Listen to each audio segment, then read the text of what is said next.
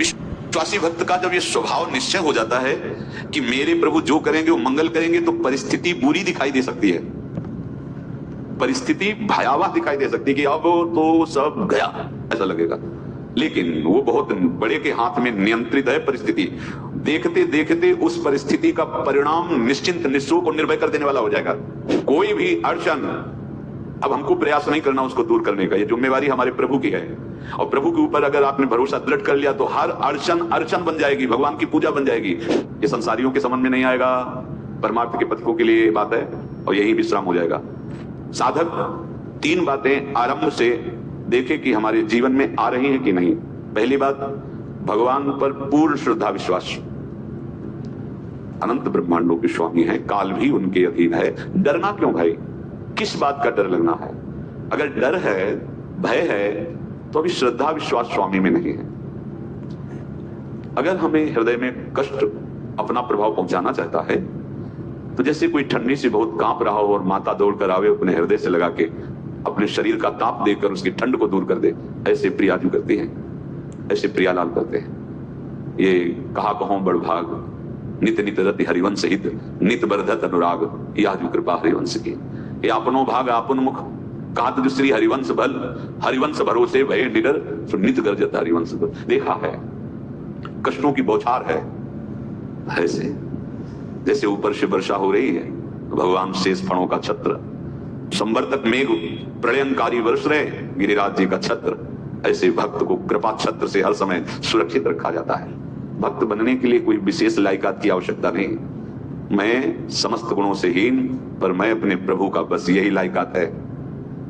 प्रभु की सिवा यदि आपका कोई अन्य आश्रय है तो आपको धोखा लगेगा, नहीं तो सच्ची कह रहे हैं इसी जन्म में निहाल हो जाओगे। एक बात केवल स्वीकार करो कि प्रभु के सिवा मेरा कोई नहीं है, और है भी नहीं। स्वीकार कर लोगे तो तुम्हें अनुभव में आने लगे। हम प्रतिपल देखते हैं, प्रतिपल, वो केवल अपनापन चाहते, केवल अपनापन, कोई दूसरा नहीं होना चाहिए। बस कहां बाहर तो देखो आप सब हमारे हो, अंदर से नहीं हो। अंदर से आप सब श्री जी के हो और हम आपके सेवक हैं। बाहर से आप गुरु मानो, जो भाव मानो वो आपको श्री जी जाने।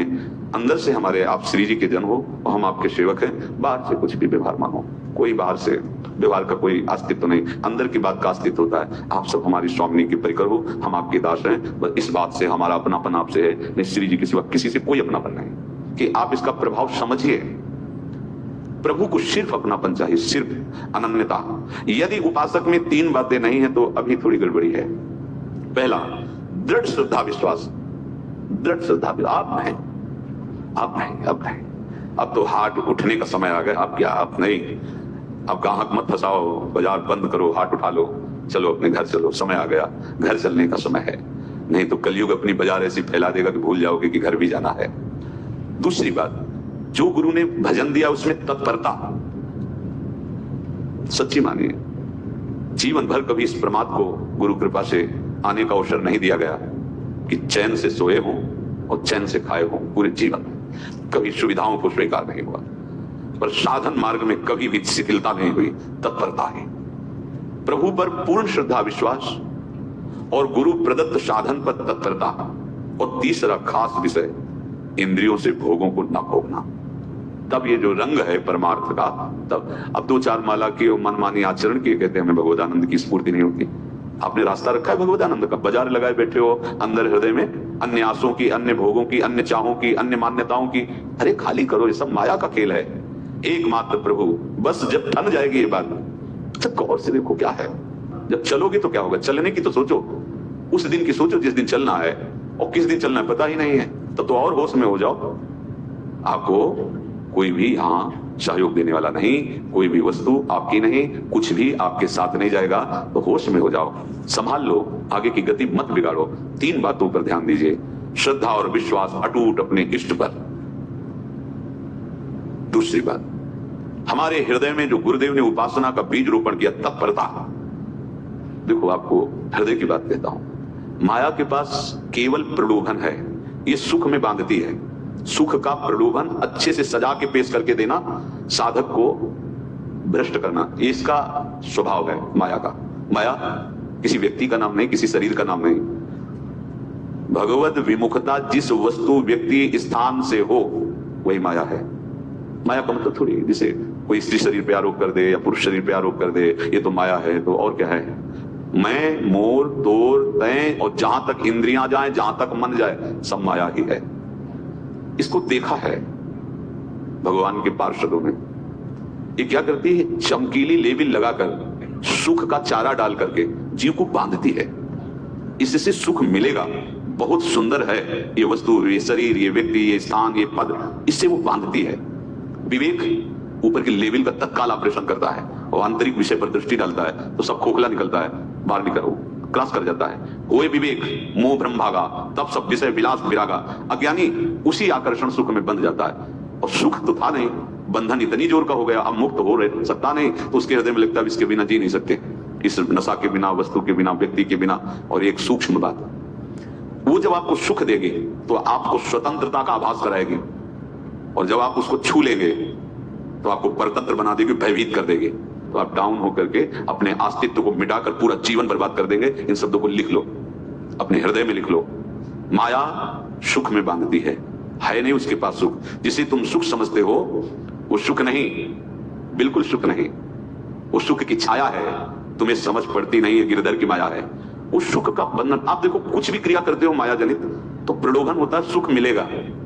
और जिस समय सुख मिलने के लिए आप लालायित हुए उस समय सुख भोगने की स्वतंत्रता आपको दे देगी। लो, आप समझ रहे हैं हम स्वतंत्र स्वामी होकर सुख भोग रहे हैं? नहीं, अब भोग लिए ना, अब गुलामी उसकी सहो। अब तुम्हें वैराग्य हो रहा कि मैं नहीं भोगूंगा, उसकी दृष्टि बदलेगी। समझ रहे हो? अब आप अपने आप को पूरे शरणागत कर दिए, हर तरह से तुम्हें बांध करके भगवत विमुख करके नष्ट कर देगी। ये बात अच्छे से समझ लो, अच्छे से।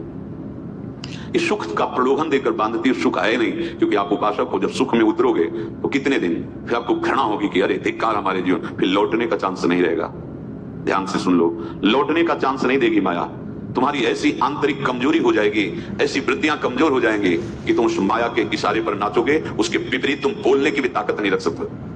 मान लीजिए विषय चुगा जिन चुगे कचुक चुगत सुख होए, फिर जो फांसी ऐसी लगे तेसम दुख न को, ये अनुभवी महापुरुष रसिक शेखर श्री ध्रुवदास जी महाराज कह रहे हैं। तो तीसरी बात का संयतेंद्रिय, दृढ़ श्रद्धा विश्वास भगवान पर, गुरु प्रदत्त प्रबल साधना में तत्परता और इंद्रियों की गुलामी कभी स्वीकार न करना।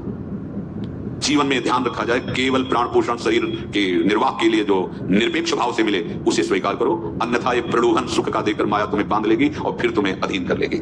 कितने से मार्ग में उत्साहित होकर चलते हैं पर गुरु कृपा पात्र ना होने के कारण, चतुर खिलाड़ी ना होने के कारण वो प्रलोभन में फंस जाते हैं। फंस गए तो फिर मछली का कांटा जानते हो ऐसे, अब वो चाहे जितना हिले डुले वो कांटा नहीं निकल सकता, अब तो उसको मरना ही पड़ेगा। ये जन्म बर्बाद ना हो, आप सबसे प्रार्थना है। बहुत ही अपने घर की जैसी बात होती है। इसका कार्य है माया का सुख में बांधना, सुख के प्रलोभन से, और आपको सुख भोगने के लिए स्वतंत्रता देना।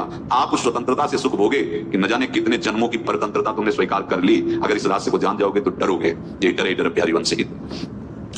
श्वास जैसे मनुष्य स्वाभाविक लेता है, खाते पीते सोते चलते उठते बैठते बात करते हंसते, सब अवस्थाओं में आप श्वास नहीं लेते, स्वाभाविक आ जा रही है। ऐसे ही श्वास प्रश्वास अपने आराध्य देव की स्मरण का अभ्यास बना लो। अभ्यास योग युक्त चेतसा नान्यगामिना।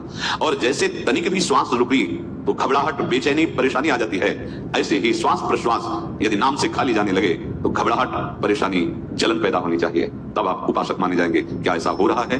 क्या हृदय की ऐसी स्थिति है तो धन्यवाद, नहीं है तो इसी की प्राप्त करने के लिए प्रियाजू ने हमें अपने मार्ग में घसीटा है, चाहे वो गृहस्थ हो चाहे वो विरक्त हो। यदि श्वास प्रश्वास में नाम न हुआ तो तुम्हें घबराहट होनी चाहिए। भूरी सखी जी कहते हैं कि मेरे जी में बड़ी घबराहट होती है, ऐसे जी घबराहट। भूरी सखी जी कह रहे हैं श्वास नाम दो बिलक चलत है, इनको भेद नमो को भावे। मुझे बहुत घबराहट पैदा हो रही। प्रिया जी से कह रहे हैं कि श्वास प्रश्वास में नाम का क्रम नहीं बन पा रहा, टूट रहा है, मुझे ऐसा अच्छा नहीं लग रहा। आप कृपा करो प्रियाजू, श्वास ही नाम, नाम ही श्वासा, नाम श्वास को भेद मिटावे। प्रियाजू ऐसी कृपा कर दो, श्वास प्रश्वास आपका नाम चलता रहे। ये बात प्रवचन ना मान करके जीवन मान लीजिए। जैसे हमारी श्वास प्रश्वास उठते बैठते चलते फिरते खाते पीते स्वाभाविक चलती है, हम ऐसा अभ्यास नाम का करें कि ऐसे चले। जैसे हमारी श्वास प्रश्वास रुकने लगे तो घबराहट, बेचैनी, प्राण व्याकुल हो जाते हैं, ऐसे ही श्वास प्रश्वास में यदि नाम रुकने लगे तो तद्स्मरणेन परम व्याकुल, घबराहट पैदा हो जाना चाहिए। नहीं होती, अभी बहुत दूर नगरी होती है तो अब निहाल हो गए हो, तुम चिंता मत करो। आगे का जो दिव्यात्मक स्वरूप है वो आना प्रारंभ हो जाएगा। रोम रोम रग रग बोले तब कुछ स्वाद नाम को पावे। यही सारा वैभव प्रकाशित हो जाता है। जहां तक हो सके किसी भी अनर्थ के हटाने का तुम प्रयास और चिंता मत करो। बहुत अनुभव की बात है। जैसे तुम कहीं फंस गए, गलती हो गई तुमसे, माया ने फंसा लिया, अब निर्भय हो जाओ तुम। तुम्हारा अपमान होगा, तुम्हारी निंदा होगी, कुछ नहीं बिगड़ेगा, लेकिन पूरा जीवन बर्बाद नहीं कर देना है। प्रभु के भरोसे हो जाओ कि यदि आपको अपमान और निंदा करवानी तो करवाओ, पर अब लो नसानी अगना न सही। मैं समझ गया, अब आगे बढ़ूंगा, नहीं रुकूंगा, कुछ भी हो जाए, प्राण चले जाए, सभा में अपमान हो जाए, तो भी मैं रुकने वाला नहीं। समझ रहे? प्राप्त